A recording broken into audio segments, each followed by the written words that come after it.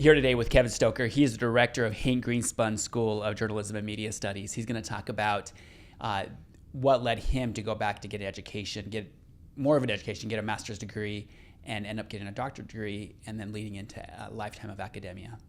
Thank you.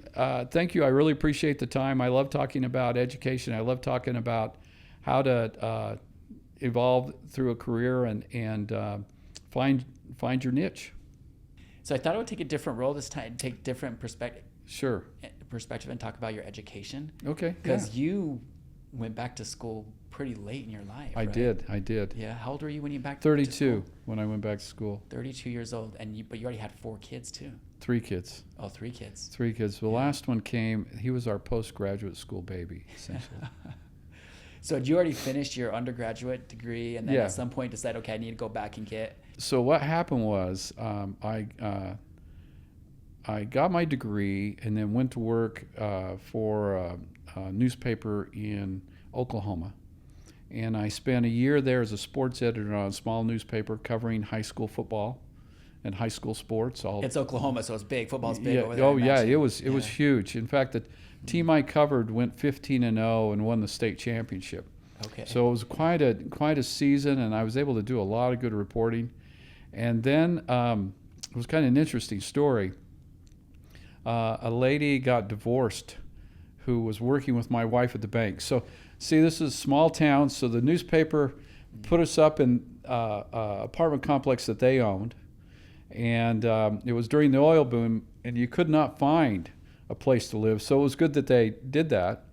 And then, so I was there a year working, covering sports, and then also I did police beat. It was kind of one of those jobs. In fact, I just got done covering the state basketball championships because the team finished second, and got back, and the guy said, well, now you can start covering police beat again. And that's when my wife came home from work and says, this lady who left and moved to Lawton, Oklahoma, says just went on a date with the publisher of the paper there, and he wants you to send a resume in. So that's what I did. I sent the resume in to the publisher there, and next thing you know, they called me and wanted me to come in for an interview. So I'd worked a year as a sports editor and then went to this other paper, and it was just a general assignment reporter, area reporter, photographer. And so I went in and applied, and 2 weeks later, I took the job in Lawton. Did they give you an apartment complex over there too? No. We ended up buying a little house. I mean, it was great. By the time it's such a little house. I think our payments were about $350 a month. Oh, yeah. So it wasn't. Wait, what year is this? This is back in 1983. Now, what's the interest rate, 1983. So yeah, it was 1983. The interest rate was actually high, but the house was really cheap. Yeah, $300 even with a high interest rate, huh? Wasn't that bad. And so I went in there as an area reporter photographer, and I think I did that for about 6 months, and then became actually our twins, our oldest, were born in Lawton, which was great because in Clinton, Oklahoma, where we were before, the poor family doctor, you would wait 3 hours for an appointment. And so we moved to Lawton, and then we actually had a gynecologist who could take care of the birth, and she ended up, the twins were actually breech, so ended up having, thank goodness, because if we'd have been in Clinton, we might have been in deep trouble if that would have occurred. But anyway, so we had our twins there, and after 6 months, I became the covering city government. And then I also covered the state legislature there. And then I got contacted by the Deseret News, who years before had asked me to, I applied for a job there and didn't get the job. Deseret News in Salt Lake City? Yeah, because I'd graduated from BYU, Brigham Young University, graduated there in '81, and so then I went to Oklahoma and worked that job. And so they contacted me, so I went out, interviewed for the job, and it was with the Deseret News, but particularly it was with their church news section covering the Church of Jesus Christ of Latter-day Saints. So I went out there and got a huge raise, $6,000 a year, which was pretty terrific at that time. Yeah, when your mortgage is $300. Yeah, that's right. That's right. Well, we had to sell that house, and we sold the. I moved out first, and then my wife eventually sold the house, and then we moved out and moved to Utah and lived out west of Salt Lake City, and I would commute in by bus, and I worked there I traveled all over the country. It was wonderful. It was a great job. Yeah, because a lot of the travel is just paid by the paper, right? Oh yeah, of course. Yeah. I was traveling all over, covering stories, doing a lot of feature stories. I interviewed the CEO of Kodak Corporation. I interviewed the CEO of Ryder Corporation. I interviewed pro athletes. I covered when BYU won the 1984 national title. I covered that game down in San Diego. So, I did a lot. And it's not happening again this year. Yeah. I don't know. We'll see. But anyway, this last Saturday was pretty disappointing. I was there, about 4.5 years in, and I started feeling like my stories were all sounding a bit alike. I felt like I was not really advancing professionally and developing my writing and everything else. And I was kind of ready for a change. And we had some other members of the faculty, or not the faculty, other members of the newspaper who had gone back and got their master's degree. They'd go to these one-year programs at Ohio. I think it was Ohio State University. It had a one-year program, and a couple of my colleagues went back there and did that, and then came back and were promoted and did some great stuff. So I thought, well, maybe I ought to do that. And we saw an advertisement in Editor and Publisher for masters professionals to come back and get their masters at the University of Alabama. So I thought, okay, I'll take a one-year leave. But what I did was I took the GRE and paid $50 at that time, which was a lot. Seemed like a lot of money for us. And took the GRE, and I felt, well, if I just paid $50, I better actually apply. Oh. So I applied, and the guy calls me and he says, "Yeah, you've been accepted. You may want to, have you applied other places, and see if you'd come?" And I said, "No, I didn't apply anyplace else." And so I ended up accepting it, getting an assistantship there, and I planned on just taking a year leave. And then I was talking to the guy about it, the faculty member who now is at the University of North Carolina, a very successful scholar. And anyway, he says, "Well, it's a 2-year program," which then I couldn't take a 1-year leave, so I just said, "What the heck?" I quit my job. We couldn't sell our house, but we still loaded up the truck. And I moved. So this is when you're 30, 31, 32 years old. 32 years old. What year is this? 1989. What does your wife think about all this? She thought I was crazy. And you know what? I was. But it made absolutely no sense. It made no sense, but we both felt that, it was the right move to make. Now, well, hold on, walk me through this, because why did it not make sense at that point? Because you're working as a journalist, but journalists don't make a lot of money, right? Well, and what's interesting? That's the HR guy at the paper told me. He says, "Look, I was making about $31,000 a year," and the HR guy says, "You'll probably max out about $35,000. There's not much growth there, and also I didn't see my current situation changing much, and my wife's family lived actually at the time in Alabama, so I said, what the heck, we'll do it." And we 3 kids packed up the moving truck and moved across country. And went from making $31,000 an hour or $31,000 a year to making how much? Well, it was about $8,000. I was on an assistantship that I made all my tuition and fees were paid, and I made $666 a month. Holy cow! Yeah, but her family was down there, so did they provide some support? No, what did you do? They were in Birmingham. They were a long ways away, and they had their own financial issues. No, we were on our own. I took out student loans, and I went back to school full time. I mean, I did all kinds of jobs. I delivered newspapers. I did surveys while I was in school. So you used to write for the paper. You came to deliver the papers. Yeah, came to deliver the paper. Okay. Yeah, and I did freelancing. I wrote for magazines. other newspapers. I did everything I could to make money while I was going through school, plus teaching 2 classes a semester, 2 writing classes. So got the did 2 years and the master's, and then I was already there, and they just started a PhD program, so I stayed and got the PhD. Of course, it took me a few years after to finish up my dissertation, because I did a historical dissertation on it was a historical biography of a Southern liberal journalist out of Anniston, Alabama. So how long did it take? So 2 years for the master's. How long for the PhD? Well, 3 years to complete classwork and everything else, and then another 2 years to finish my dissertation. So 7 years. 7 years. But I went back. After 3 years in my PhD program, I took a job at the University of North Carolina, Greensboro, and I taught there a couple of years. Now, it was interesting. I was a journalist and teaching journalism, and I had a job offer at University of South Alabama to go take a full-time position, but I just didn't feel right about it. And I also had an opportunity at the University of Alaska Anchorage, but I just felt like we had gone up. The people were so nice at UNCG, University of North Carolina, Greensboro. Just felt like that's where we're supposed to go. And my wife Tammy had a cousin who lived up there, and so, we had a connection. So we said, what the heck? Let's go to North Carolina. We found a really cute little house, and I taught there. It was a 2-year contract, and it lasted 2 years.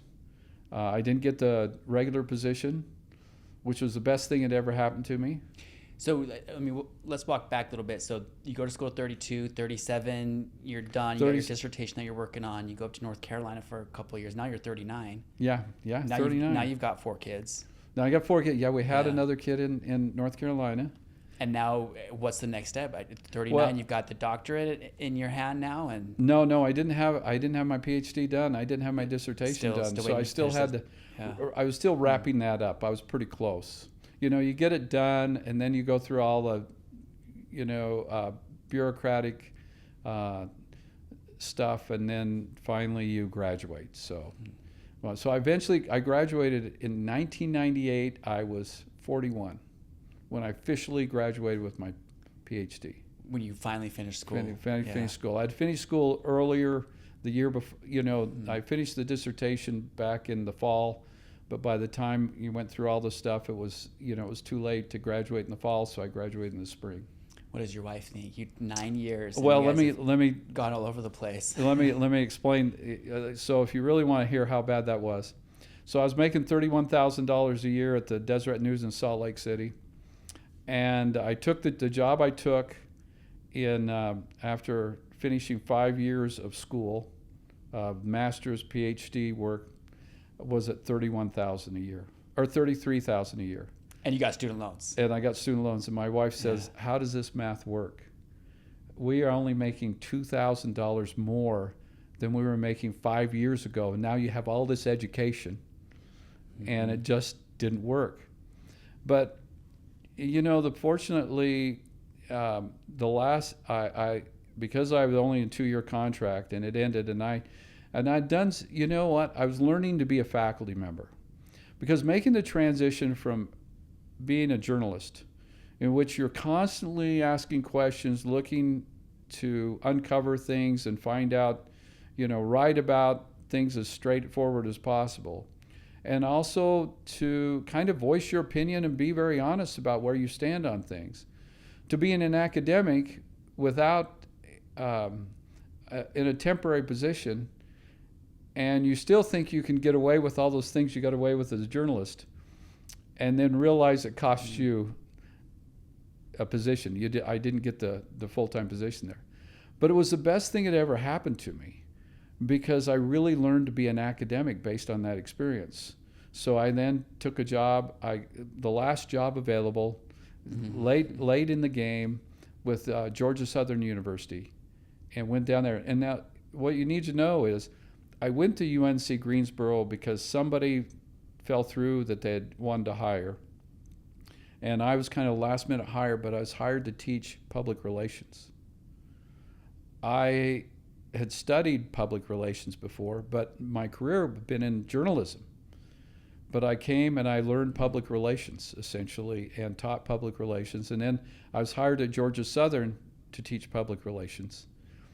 And I was there 3 years, and we had a great experience. Hopefully making more than $33,000 a year. Yeah, not that much more. Yeah.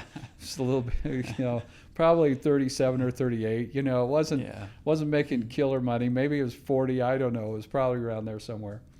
But and it was a great 3 years. I loved Georgia Southern. We had a terrific time there. But then and then BYU contacted me. They had contacted me the year before, but I was very happy at Georgia Southern. I was serving as a bishop in the Church of Jesus Christ of Latter-day Saints, so I felt an obligation to the congregation there and the community there as well. And I told them no, but they came back the next year and said, we still haven't filled this position. And my wife's... And let me stop there, because the BYU is a church school sponsored by the Church of Jesus Christ of Latter-day Saints. Did you address that with them? Like, hey, I feel a responsibility with the congregation, my community. Yeah, I just didn't. Yeah, that was basically what I said. Yeah. I felt like, we're happy here, we're doing well here. But between that year and the next year, my wife's mother had real ill health, and she was living in Utah. She'd moved from Alabama to Utah, and she was living in Utah, and she was in really bad health. And so we thought, well, maybe we can move her in with us if we go up there. So I went and did the interview at BYU and got the job, and we decided to move again across country from Georgia to Utah. Back and public relations. Teaching public relations, and came in, taught public relations at BYU for 3 years, and then the chair of the department came and said, "Hey, look, we need some help in journalism," because I was still freelancing. I freelanced the full time. I freelancing for magazines and did a lot of business journalism, a lot of sports business journalism, freelanced all those years, because you don't make much money. I mean, actually, in both Alabama and at Georgia Southern in Statesboro, Georgia, I worked as a night auditor on the weekends at a hotels, so I could, bring in some extra money. It was tough. Yeah. And so we were trying to get by, but went to BYU, and they paid me. It wasn't too bad, but for living in Utah was not easy. It was not good, that great. But came back to Utah with cashed out all my retirement money to put a down payment on a house. And we moved. Tough investment, say all right. It was crazy, all that money, because I wasn't, you lose so much of it to taxes. And what age are you at that point? Like 44, 45? Yeah, so by the time I went to BYU, I started there in 1999, so I was 42. 42 years old. But got rid of all your retirement to put it into a house. Yeah, essentially. Yeah. So, but here was the real interesting thing about it. The nice thing about moving to BYU and almost starting over again was that it was kind of where I'd done my undergrad. So it was kind of like coming home in a lot of ways. It was a great program, and I had a great, it was a great experience there. As I was there 3 years, and, started teaching more journalism classes. And, I just, it went well. I was still doing odd jobs because I wasn't making that much money there. Making more money. Yeah. But, doing odd jobs. I had a great, I was able to produce some research and everything else, taught a lot of classes, and eventually, became the associate chair there. And I did that for 3 years. And, but then again, I kind of had, my wife says I have a restless spirit. Well, before we get into that, let's pause, because like when I remember from my undergrad, there was a sociology teacher, and the question that he was posed and he answered in front of the class is that he stayed in academics because he liked the environment. He liked being at school. The University of Utah, beautiful campus up on the hill, lots of trees, beautiful buildings, and he just wanted to be around that environment. Is that kind of what attracted you to go back from, traveling around the world, working the beat, to then going back into academics? Did you like the lifestyle and the surroundings of university? Yeah. One of the reasons I left my job at the Deseret News is that my boys were 6 years old and playing t-ball or baseball or something like that. I think it was, just regular coach pitch baseball or something like kid pitch. Actually, was something like that. And I couldn't get home in time to see the games, and I wanted to be a part of their life like that because I was working long hours, riding the bus to and from work, and I wanted to, and traveling a lot, and I just wanted to be there. So in grad school, I actually was Mr. Mom a lot of days because my wife was working. Oh, she went back to work? Yeah, so she worked at the university, and so I was able to spend more time with my kids and enjoy their sports careers and stuff. So yeah, academia brought this really nice lifestyle. And at the end of my PhD, when I finished my classes, I had the job opportunity to go to Mobile, Alabama, and be their maritime reporter. And that really tempted me. But I decided to give the academic thing a go, and it took me a while to kind of figure it out. But by the time I got to BYU, I was pretty comfortable with it, enjoying it, and it was a great place to teach. The students were really high achievers and everything else, it was a great experience. At this point, right? So you've moved around the nation, get back. You're there in Utah. Your wife is with her mom. Well, I should say, her mom died 10 days after we got there. Oh, holy cow!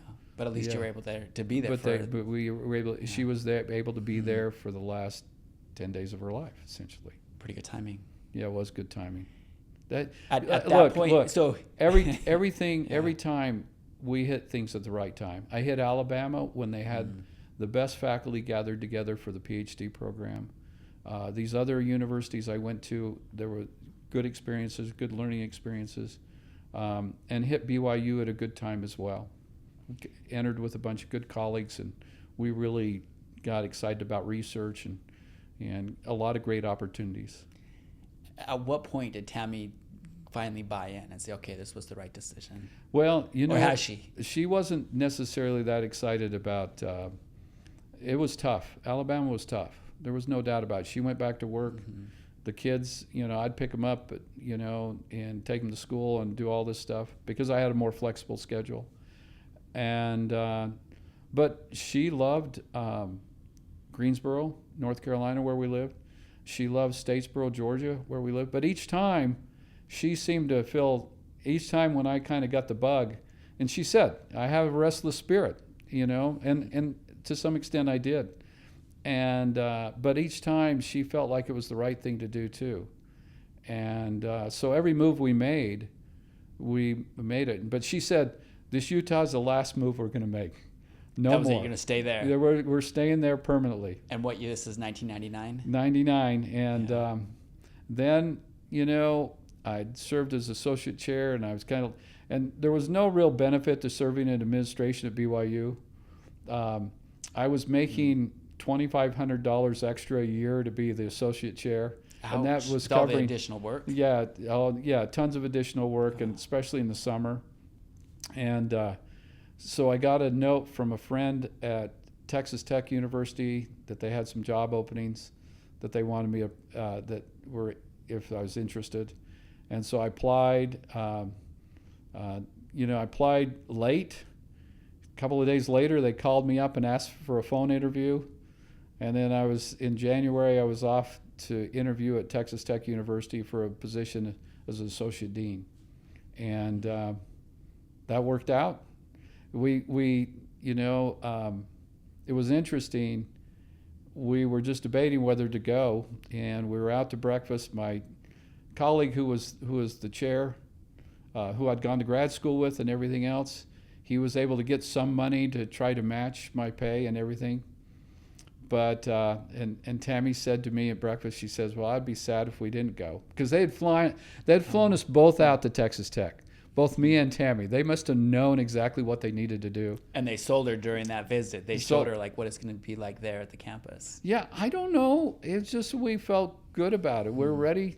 maybe we were ready for a change. It was kind of crazy where kids, we still had 2 kids at school at BYU getting half tuition. And but it just felt like something I needed to do. And so we sold our house and, moved to Lubbock, Texas. Mm-hmm. And I was associate dean there for a few years and then senior associate dean.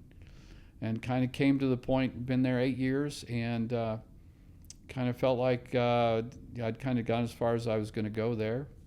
And looked around, had interviewed for a few positions as a dean and a department chair.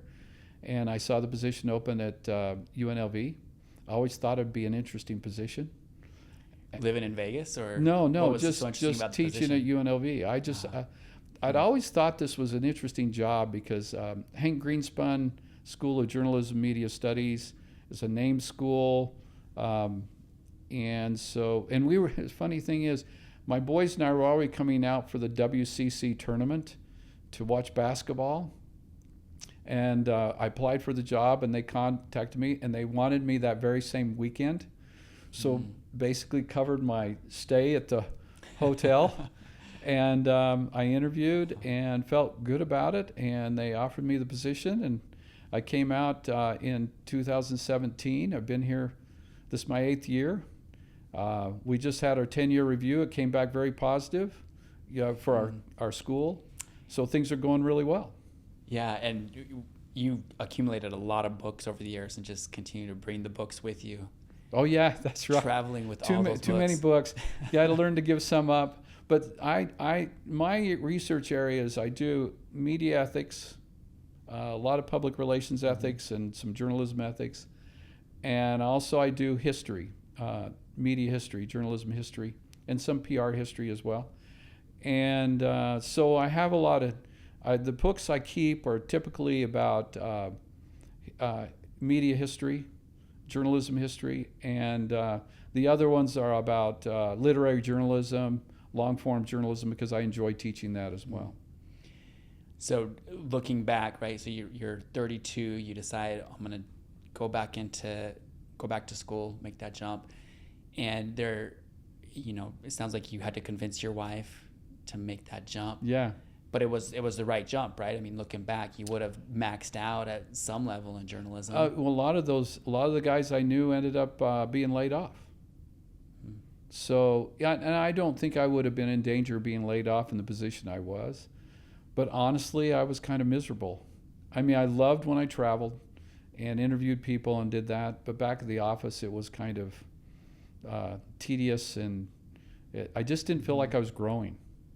And that's kind of been the mantra I followed. If I don't feel like I'm really being challenged and really growing, then I start looking for other opportunities. And they've always come along, and a new challenge. And definitely each one of them has brought unique challenges. But I really enjoyed my time at Texas Tech. That was a terrific school and terrific college. While I was there, we grew the faculty from 27 faculty to nearly 60.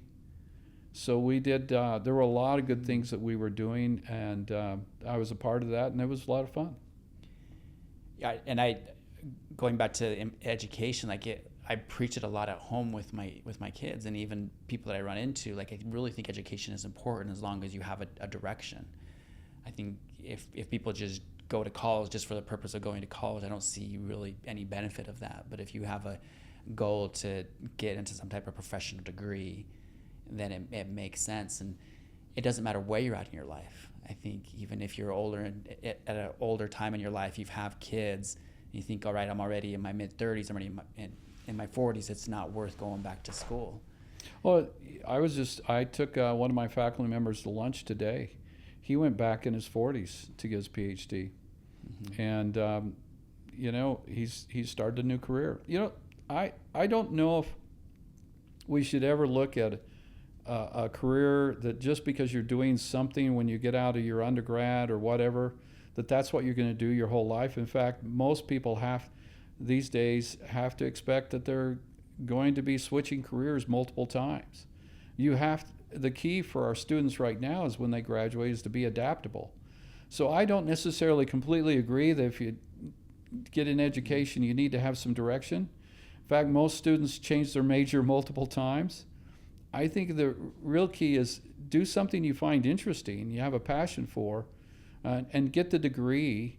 It's kind of a union card these days. Now, it's not so much now as it once was, but I can tell you my colleagues and friends who end up without jobs and do not have a degree tend to take a lot longer to find another position than those who have a degree. Even though they have the requisite experience and professional skills. And that's why I kind of push back on that. You know, I think if you're going to go to school, you got to have some type of direction, because some schools are really expensive now. The majority of the schools, like the state schools, and I look at those prices, I'm like, how does an undergrad justify paying, you know, upwards of, you know, close to six figures for an education? Yeah. That, you know, if you don't have any direction, now if you have a direction, you know, you're going to be an engineer, going to be a lawyer, going to be a doctor, like those are clear, like you need to get the certifications for that. But you know, if you're going to go into some type of IT field, that full degree is not necessarily needed. Yeah, that's true. But keep this in mind. Some people think they have to go to a very expensive university to have success. Now, I've been at some big universities, you know, Alabama, but I've been at small universities like UNC Greensboro, Georgia Southern, Texas Tech's a big university. I found that the good students are good students wherever they're at. If you go and you get the right experiences, and especially in my area for journalism, media studies, public relations, advertising, you try to get a lot of experience while you're in school. It doesn't matter where you have your degree from. People want to know, in media, you get your foot in the door. The question is, do you have the talent to do this job? If you have the talent to do the job, you're going to continue to find opportunities. If you don't have the talent to do the job, then you're going to be end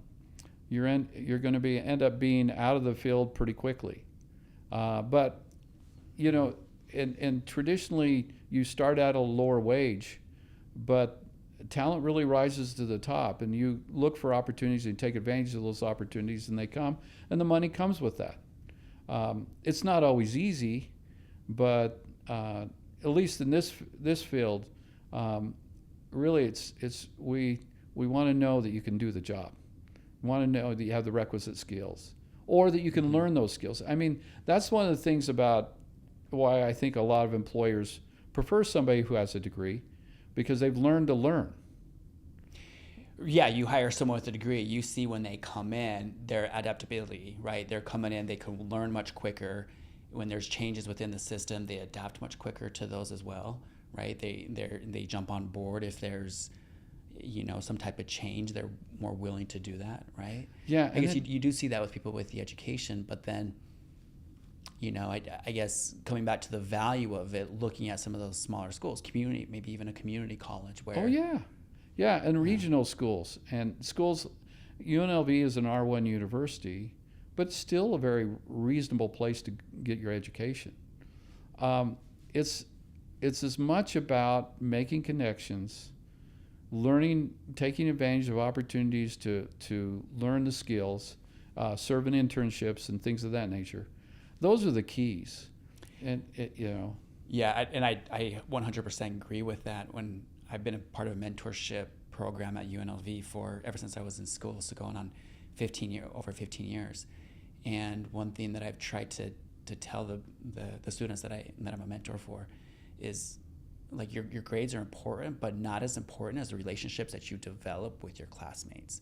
Like, that's going to be much more valuable for you when you leave school than whatever grade you got in whatever class. Right.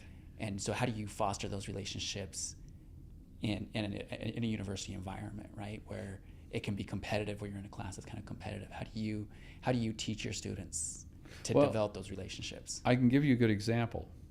So years ago, I was, you know, this is when I was living in Lubbock, Texas. University of Texas was playing BYU. Oh. And so did you show up to school all decked out in white gear? Or what? No, some guys I knew who were BYU grads wanted to go to the game, so we drove down to Austin to see the game. I got down there, and of course, you're in Austin, you got to go to a barbecue place. And we went to a barbecue place, one of those outdoor barbecue places called Law Barbecue. And you wait in line. If they start running out of stuff, they run out of stuff. But we got there and waited in line. And I saw a former student of mine at BYU. He was someone I had been part of the New York internship I did back in early 2000s. And I saw him, and he saw me, and we, greeted each other, and he says, "Well, I'm here because of you." I go, "What?" And he says, "You probably don't remember this, but I came to your office one time to ask you for some advice about whether I should go to the Public Relations Society of America annual conference in San Diego. And you looked at me and said, look, this," and I said, I always say, my bias is towards adventures. It will be an adventure for you to go. So you should take advantage of any adventure like this, because you never know what will come out of it. Well, he went to the conference and hung out with this another young guy who was graduating from BYU, and they became good friends. They started companies together. He became real critical to this guy's success, and that they both became very successful as entrepreneurs and everything, working in marketing for high-tech firms. And he said to me, "And the reason I'm here is because the guys called and said, should we go down to Austin, Texas for the game?" And I said, "It'll be an adventure. I'm going to go." And the funny thing is, I just ran into him up in Utah.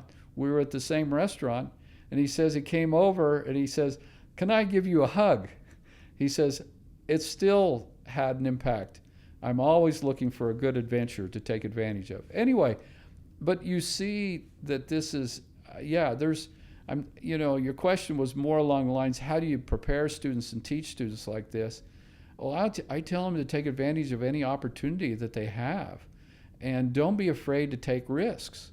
I mean, look, to go to Alabama from Utah from a secure job, and my house didn't sell for a while. It was a disaster, but it was an adventure, and it was a nice new challenge. Yeah, what's that? A stressful one. A stressful adventure. Yeah, my wife's resented me for 5 years, but it was a very stressful, and seemed to be, didn't make any sense, logical sense, but it's helped me have a great career. I mean, I've been able to move into a new career of academia. I do a lot of research and writing that's been very, so fulfilling to me. And so, sometimes you just have to be willing to take a risk and take the leap. It's the existential leap where you have anxiety on one hand, and you got to know you're by yourself. You got to make a decision. Of course, when you're a family, you got to make it a family decision. Mm-hmm. And then sometimes you just take the leap. You don't know, but you have to be willing to take that risk. So going back to the taking the risk and with the adventures, if you're looking at a young student, 17, 18 years old, they're getting ready to graduate high school, they start applying to different schools. Of course, some students need to stay at home for various different reasons. Right. But should it be encouraged to those students to step outside the geographic boundaries, go somewhere different? Oh yeah, I think so. I think, look, you can stay at home and do it. You can go off somewhere, but I think sometimes it's great to go off and experience a new place, new people, new part opportunities. Of the adventure. Yeah. Yeah, part of the adventures, making new connections and things. People, people always want to play it safe, but these days in this environment, the digital world, you got to be able to take some risks. You got to be willing to put yourself out there, and I think there's a kind of a proportional risk of failure, where success and failure are right there in the balance, and I think those are the best opportunities, because entrepreneurs will tell you this, and it's okay to fail. I mean, I really screwed it up at my first job. I mean, I did a lot of things that probably weren't wise, In Greensboro? In Greensboro. Okay. Did a lot of things that weren't wise. I mean, I probably broke every rule of academic political correctness you could make. In other words, I mean, I taught well and I had a good experience, but I kind of didn't know what it meant to be a faculty member. But it was the best experience for me because I was a much better faculty member after that. I mean, sometimes you have to learn the hard way. You know, sometimes you win when you lose. That's often been the case. You lose if you don't learn from the experience and make the kind of changes you need to make. Otherwise, you win, because then you may have to go for less money or something may happen, but it's a new experience, and every experience adds up, and it's helpful in your future positions. So, does that education have to happen in college, or why can't it happen in high school or even younger? And why do we focus so much on keeping our students or our kids in a classroom for 7 hours sitting at a desk? Yeah, there's some truth to that. We really emphasize in our program experiential learning. We require all our students to do an internship. We urge our students, even as freshmen, to get engaged with. We have UNLV TV, which is a TV production facility. We have KUNV Radio, which is one of the top public radio stations in the country right now. It's actually ranked in I think we were 12th, 11th or 12th in the last ratings among 48 stations here in Las Vegas metro area. We started, when I got here, we started a student social media agency, serving clients both on campus and off campus. And so we urge students as soon as they're their freshman year, hey, you need to get involved. Volunteer, become active, get some experience under your belt. And our students are going on and getting jobs. I mean, that's the key. It's all about, to think the education just in the classroom, you're missing the boat. You know, the education is living in an apartment with 5 other people. The education is working, volunteering and working in student government, working for the paper, doing these things, being engaged, looking for other opportunities. We've at times had 8 of our students interning with the Las Vegas Raiders. We have students who intern all across the valley. Look, we have the UNLV is an amazing opportunity if you're in journalism media studies, because we are the only game in town. So you go to Boston, there's 36 universities and there's professional teams. You go here, there's really one other university, they don't have a journalism program. And our students get access to all the major sporting events, including F1 coming up this week. We have UFC, they're involved, they're attending Raider games, they're at the Golden Knights, and our students are working in all those places. These are huge venues, right? I mean, you're talking about UFC, that is a huge market. And our students are ending up, and we have graduates in all these places. And they're getting great opportunities because this is such a unique place. I mean, we used to have career fairs for journalism, other places. We might get 4 or 5 organizations to show up. Here, we have 26 who show up for our career fair, and then we have to turn away all the rest because we don't have room for any more. And so we have all these ad PR agencies here. We have all the TV stations. We had a TV station, they called me a couple of years back and they said, we really need producers. Can we come down and just meet with your students?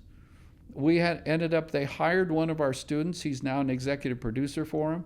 They did that with another station, and we now have another student is a producer for that station, which is unheard of in a big market like Las Vegas, that you go directly from the university to a major TV station. Although we've had others go to smaller stations and work their way up. But the opportunities here are immense. So that's why I say you don't need to go to Cal Berkeley. You don't need to go to UCLA. You don't need to go up even to Reno. I mean, Reno's got the metro area there doesn't have that many places for students. In Lubbock, we had to send them all to Dallas and Fort Worth, where they then compete with multiple universities. We are in a situation here where we we are the only game in town, and that opens up opportunities here you can't get at other universities. There's very few places like this in our field, journalism media studies. It's specific to the market with regards to journalism. Great opportunities here at UNLV at the School of Hank Greenspun, right? Yeah. But and I just want to kind of finish on this topic that you addressed, where the real education is living in an apartment with 5 different students, right? It's the education that you get is I think for large part what I think is you find yourself, you find out what you're good at, you find out what your talents are, you find out what your weaknesses are and how you can better them, right? Being around those people, finding out, who is going to be there to help you succeed, who's going to stand by your side. And for me, that was a huge asset Right. for school. And in the long run, it ended up being my wife, right? That my wife was there supporting me throughout so much that I realized, we can really rely on each other and kind of build together. Yeah, and it's good to be in classes and get to know people. And the thing is, let me give you an example. We have our student social media agency called Rebel Media Group. Students start there as their freshman year as volunteers, and they work with a team for doing social media for a certain organization. Like on campus, we have UNLV Housing and we have UNLV Student Affairs. We have other clients. They start as volunteers. They work on projects, and eventually, when they get about junior year, after they've been doing a year or so, they move in and they become team leads and they get paid. And they make presentations. They have to make pitches for what they're doing. They do media audits of what's going on. So they learn to stand up in front of a group and do all these things. What are the main things that employers are complaining about? Students can't carry on a conversation. They can't do public speaking, present themselves well. They can't present their ideas. They don't know how to do well in interviews. All those things, we're trying to give them that opportunity as much as possible. But, it's when you have that kind of, that's where the real education occurs. I mean, it occurs in the classroom, but there's got to be more than just the classroom. Because we do have students who go through and just attend classes, do that, and they have struggle getting jobs. They don't get jobs necessarily in the field. Instead of being a part of all these extracurricular opportunities. And taking advantage of classroom opportunities as well. Mm. I mean, a lot of our students, look, there's 2 types of students you end up in the classroom. There's spectators and actors. The spectators stay there and just get the grade. They don't really engage and take advantage of every opportunity that the classroom experience offers, both inside and outside of class. And then there's those actors who come and they want to know more and they want to do more. They really invest themselves in the educational experience. Both graduate or both end up getting grades in the class, sometimes the same grades.